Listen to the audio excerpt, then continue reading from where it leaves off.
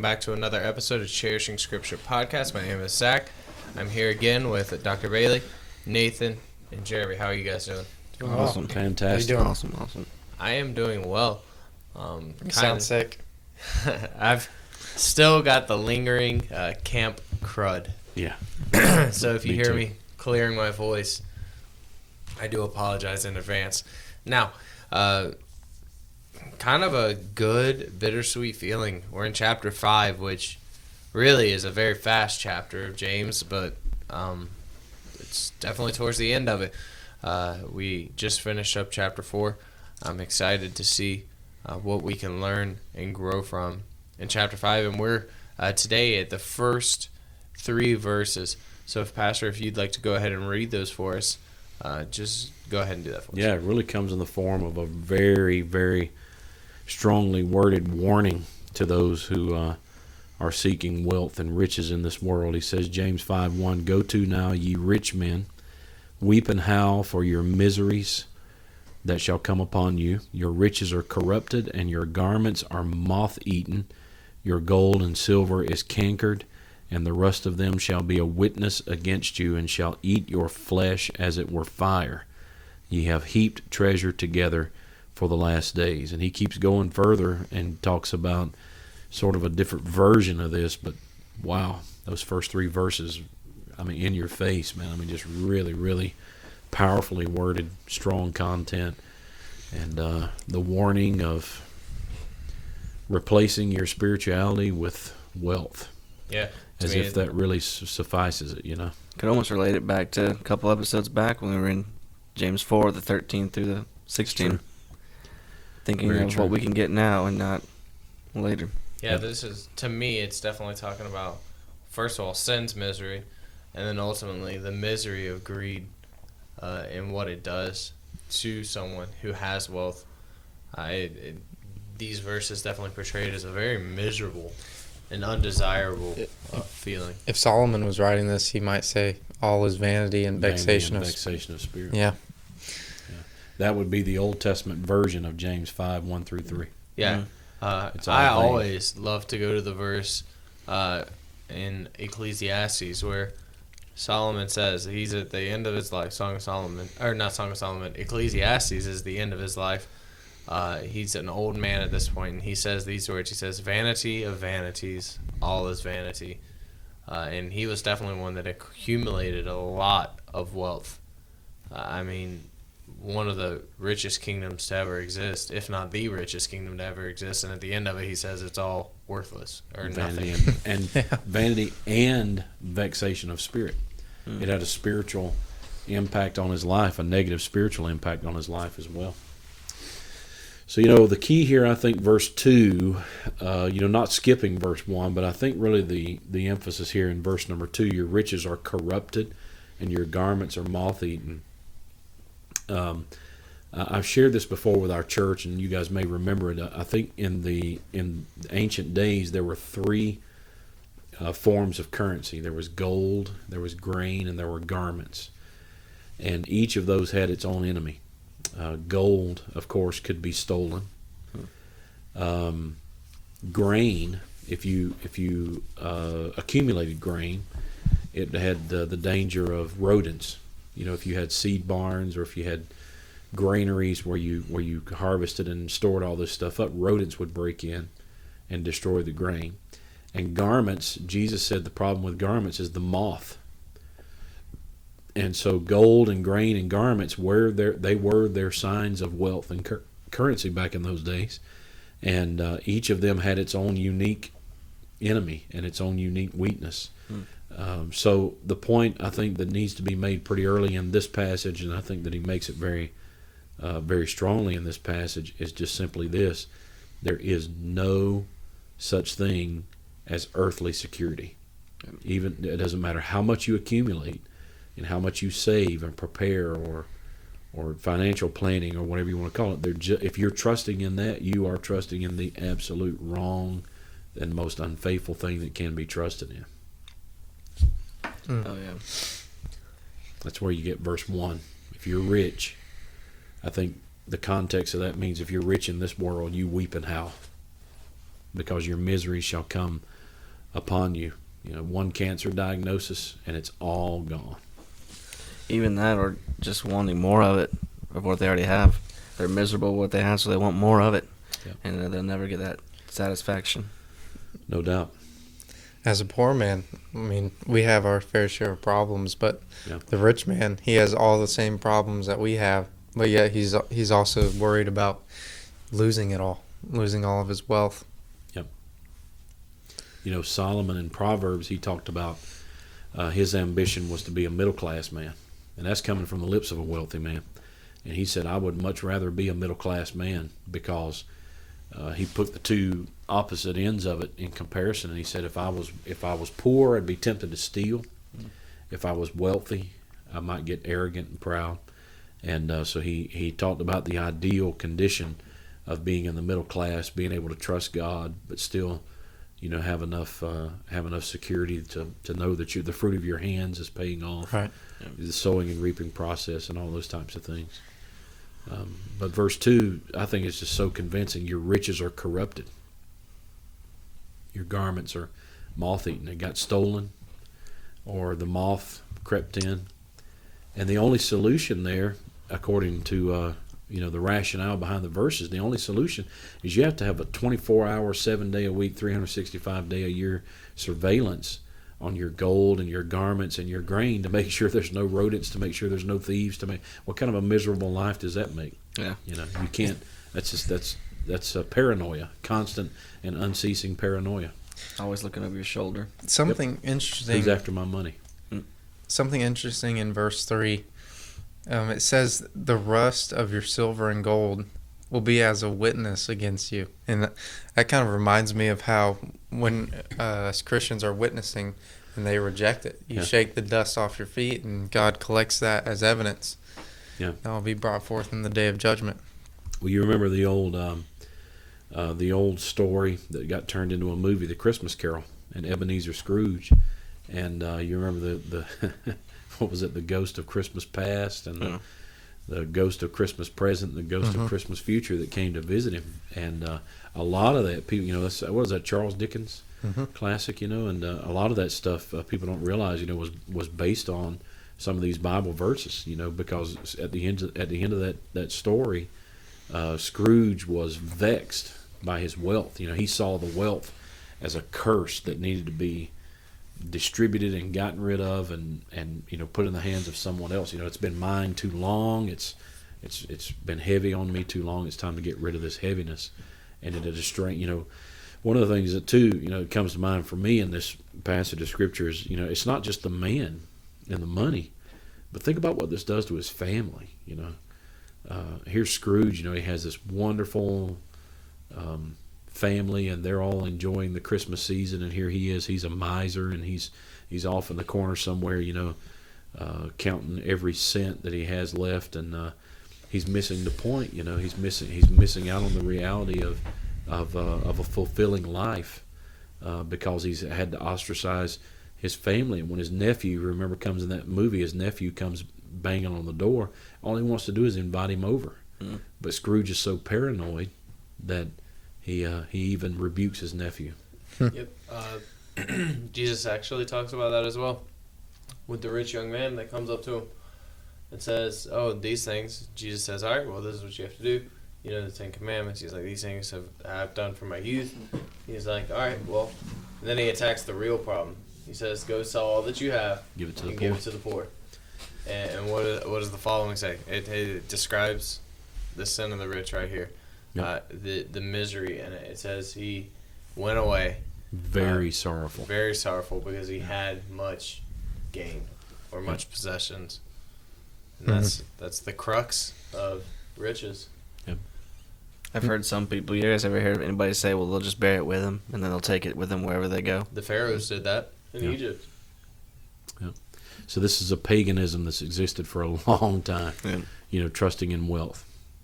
Yeah, I mean, even the what was it? The Norwegians that put the 2 coins over the eyes of a corpse, so they could pay the boatman to carry them to the other side of eternity and this and that, So it's just a false assumption, and entirely false. It's worldly philosophies Colossians speaks about that. No doubt. No doubt. And we've got a front row seat right now because our president is an incredibly wealthy man, and he has all of the arrogance and all of the, all of the poor qualities that go along with it. And there's certain things about his policies that I just adore. I just think he's doing a tremendous job economically in those types of areas. But at the same time, I look at his posture, and I look at he has a very arrogant way about him, and that, in my experience, is something that only comes when you've got that massive amount of wealth backing you up. You're the hero of all your stories, and you're just you can become pretty pompous, and I think in some ways he's that way.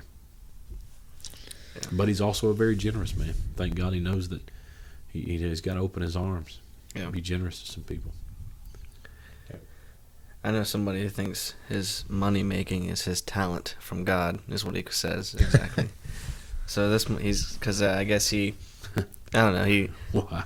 Yeah, it's hard to explain this story. So he says, when it talks about, I guess, different talents, he was reading something about talents in the Bible or something like that, and he said, does that mean my money making is my talent? I think he's probably referring to the master gave his servants talents. Right, I think he took it completely out of context, but I've heard preachers preach that, about that being, speaking of some kind of a talent, that God gave them, and that's referred to a talent, which is a currency of money back in those days. Yep. Yeah. So he thought it was his that's My exactly what he told me. He making thought it was his talents. talent to make money. Yeah. And people talk about buried talents and unused talents and this kind of talent. That's not the context. It's not what he's talking about. Of what he's talking about in that passage. I guess you could make some kind of an application there, but that's not. It's not exactly the way that was intended to be interpreted. But I will say this, on that same note from your friend there, there are people in the New Testament church that they're saved, Spirit-filled, they're plugged into their church, and they have the spiritual gift of giving. Right. And if you have the spiritual gift of giving, it presupposes that you have the ability to make money, to accumulate wealth, because you have to have it to be able to give it away. And I have met, some of the most kind, tender, loving, compassionate, and most effective Christians I've ever met in my life were wealthy people that gave God the glory for what they had been blessed with, and they knew who, if I can say it, who was buttering their biscuit, and they made sure that they took care of the church and took care of missions and those types of things, and they've never regretted it. Yeah. It's good. I don't know. At my dad's church, we actually have one of the someone there that, they have a lot of money. A lot of money. And they're just probably some of the most giving people we ever meet. And I tell people that, I'm like, God didn't make me rich because he knows that it wouldn't work with me. Yeah. That's just who I am as a person. Yeah. Wealth would not necessarily work with me, but with some people who can give and just have that heart, that tender heart towards those things, God's blessed them with it. Yeah. It's not. That's right. I guess we know it's not necessarily bad to make money or want to use it, because we use it for things like paying for our bills or buying food for the week. But when it consumes you, I think that's money when it's amoral. That's right. Is the lesson. Money is amoral. It's not good or evil. The only time the Bible speaks very negatively of money is when he says that you now I'm about to lose it. The love of money. That's what it is. The love of money. When money becomes your focus, which is in this context what he's talking about. When all they can focus about, their emotions are triggered by money. What does it say? You weep and howl, for your misery shall come upon you. Talking about their wealth. Your riches are corrupted, your garments are moth-eaten, your gold and silver is cankered, and the rest of them shall be a witness against you. He's really talking about the emotional effects, too, that they're having rooted from the money, and that's because they have a love for money. A love for money that's ultimately taken the place of God. That's right. That's exactly right. The love of money is what caused Cain to murder Abel. The love of money is greed. The love of money is what caused Judas to betray Christ. The love of money is what landed Lot in Sodom and Gomorrah. So the love of money is a very big presence. Yeah, it's interesting in verse number 1. And the rich men they're weeping and howling as if a family member has died. And what it is their money's disappeared. Yeah. They find out their money's vain. Yep. And then it is, I looked at this third verse. Your gold and silver is cankered, and the rust of them shall be a witness. Well, gold doesn't rust. And so what he's discovered here is what he has is not real gold. Mm-hmm. And he's lived for that. He has accumulated it and trusted in it, and then all of a sudden it's turning green. It's turning rusty on him. and he is his eyes are open to the reality. Everything I lived for has been fake. Yep. And that's what places him into such a spiritual, really a spiritual tragedy. Verse 3, closes out there. Ye have heaped treasure together for the last days. It's almost as if he's saying, I better stash this away or sort of put this to the side here, because when it comes to the last day at the judgment, I'm going to need to be able to buy my way. And what a fool! All those people that build bunkers and stash up food. Yeah. Your money doesn't matter to God. No. That's what people think. I'll buy my way in. Lester Roloff said you better do your giving while you're living, so you be knowing where it's going. Now, there is a way to send your treasure to heaven. Yeah. You give, you invest in the work of the Lord, in the kingdom of Christ, and you can send that treasure to heaven. Money is a tool. Yes, sir. Money is a tool. Yep. And using money properly can bring God glory and can further the gospel, but hoarding it, right? A hammer is useful, but if I never let someone use the hammer, it can't be used. That's right.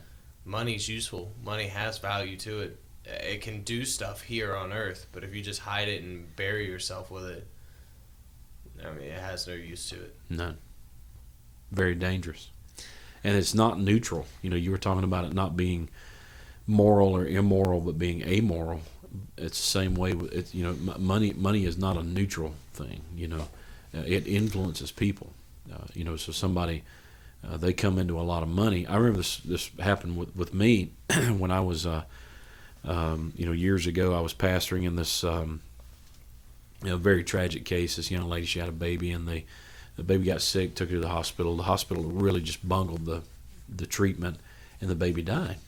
And so there was this huge settlement, this financial settlement. And this girl's name was Cindy, and she got several $1 million from the hospital. And the first thing she did, you talk about money and its effect on people. First thing she did, she went out and bought everybody in her family a BMW. She financed a house because she didn't have the down payment, the ability to do that. And then it's just dope, parties, living wicked, drunk every night of the week. And, it's the prodigal son, Luke 15 story, where all the friends are coming over, because she's, all drinks are on me, and she's financing the lifestyle of all these people. And it didn't take long, it was gone. It was just gone.